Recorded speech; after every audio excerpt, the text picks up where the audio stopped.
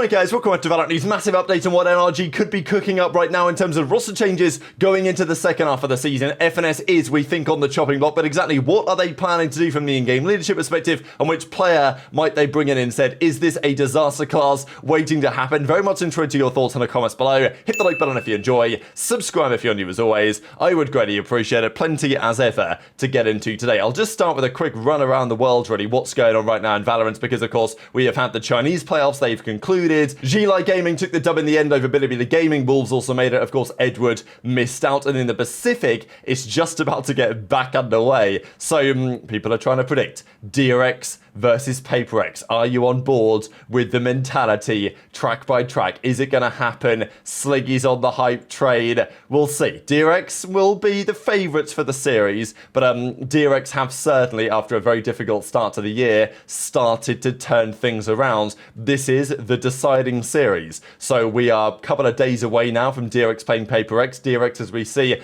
are the favourites for this one, but yeah, could really go either way. And PaperX have made, to be fair to them, an impressive recent run of performances after a very challenging start to the season, when of course they lost all their opening games. They lost to DRX 2-1 in the group stages, they lost to Gen.G, they lost to Boom, but since then they've beaten DFM, beaten Global Esports, beaten T1, beaten Boom Esports. Look, they've definitely played better. Is it enough to beat T1 or beat DRX again? I don't know. The first time they played, it wasn't an absolute bloodbath. It was 13-9, 13-10 the other way, and then a 13-7. So, look, DRX will be confident, but PaperX will believe that they could get the job done. We'll see on that one. The EMEA side is finally getting underway tomorrow. So, yeah, these are the matches that are upcoming. I mean, they're going to run these until the 18th of May, so it's going to be quite some time until we get our grand finalist and victor in these regions, and then Toronto is not too long after that. But, yeah, these are the first matches. If you guys aren't familiar, BBL play Na'Vi and Fnatic play for esports tomorrow. A couple of days after, Heretics and Liquid await, and then it's KC and Vitality in the losers bracket. The Vitality series is pretty spicy because in the event that, I don't know, Fnatic were to lose, then all of a sudden that's a first round game of all time. But even regardless, I mean, like, for esports versus Vitality is a huge losers round one game, even if Fnatic do win that series.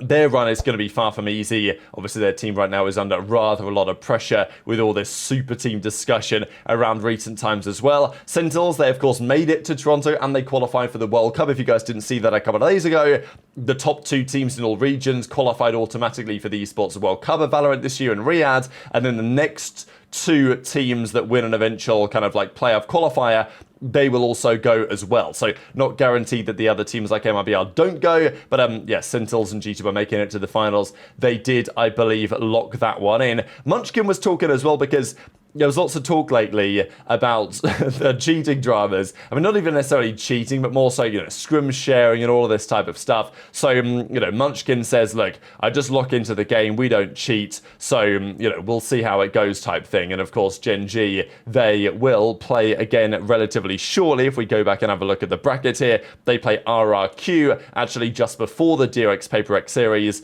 And look, these teams are already going to be in Toronto. But as I say, you make the finals, you get to the World Cup. That's obviously nice. And RRQ, who knows what they can do after getting their way to the #1 seed and then upsetting DRX. Maybe they can go further than anyone really expected. Maybe they will be the Boom Esports of the playoff stage. That maybe is also possible as well. But let's talk about some of the drama. There was this confirmed yesterday as well. I'm not really sure, you know, what this means for VALORANT and what this is going to look like, but I know that there was some talk about it because, look, we've not seen since, I don't know, what, 2020, 2021, 2022, when lots of the partnerships around crypto were happening. We had TSM, FTX, or whatever it was, with $100 million, and you know, lots of money was flying around, and lots of it was inevitably going to disappear at some point. Now, there are some serious, legitimate businesses in the crypto space. Of course, it's always going to be semi-controversial, but certainly at this time, there's been lots of consolidation, and you know, some of these companies will likely stay around for at least some time to come. So Coinbase is partnering with Riot Games and will become the exclusive cryptocurrency exchange and blockchain technology partner. So I'm sure that's that's going to be fantastic for everyone. But yeah, so they say it starts on Masters Toronto, 7th of June. That's when that officially gets underway. Coinbase will contribute a number of fan-facing enhancements, custom segment, event activations, hospitality promotions. So yeah, we'll see if it actually makes anything any better, but I know that there was, as always, a bit of controversy when you get announcements like this. But the real controversy, as far as I'm concerned, is about the rosters and what these teams may or may not decide to do. So, KOI, Natank and Batty G, they seem like they might be in. 16-5 up on for esports. There's a bit of drama with Koi. We'll get to them in a second again. The other change, though, noted in scrims is around what NRG are currently cooking up. So the big rumour over the last couple of days has been that FNS is potentially on the chopping block. Based on what he said on stream over the last few days, this seems plausible for sure, that, you know, maybe early retirement, going into doing the watch parties for Paper X or whatever for the rest of the season is certainly plausible, and maybe the team will move in a different direction after all of the drama, right? I mean, it felt like that they were sticking with FNS kind of at the expense of Verno, and he's now gone to MRBO and has done rather well, at the expense of Bonkar, who is still there as the head coach of the team, but inactively, right? He's not coaching the team at all. He's been benched, but he is still part of NRG for the time being anyway. That may continue if the change we're about to discuss actually transpires. And now we're hearing that maybe after all of this and the changes that are being made, Mike's of course getting let go as well as the head coach of the team, we have now got FNS potentially falling under some serious pressure. And lately, the latest rumour is anyways of Thomas last night, is that Skuba is going to be the man instead. So they have reportedly reached a verbal agreement with NRG. He'll play his last game for Qubit. Of course, not confirmed, but we'll see if this happens, because this does make a fair bit of sense. But what, of course, does this mean for the in-game leadership of the team? That's the big question, right? Because as soon as we heard, oh, maybe NRG are considering replacements for FNS, we thought, okay, you know, they're going to look for another in-game leader, possibly. But no, it seems the strategy is to stock up on more talent and then just figure out the IGLing from there. So, look, Thomas doesn't know who's going to be the IGL.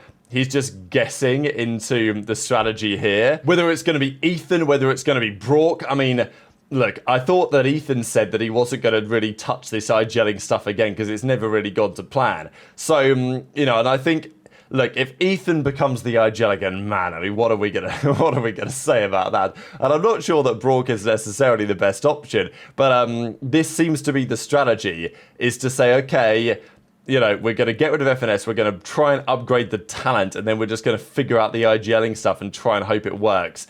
Ethan, if he does it, I mean, man, Godspeed, I suppose, for that team.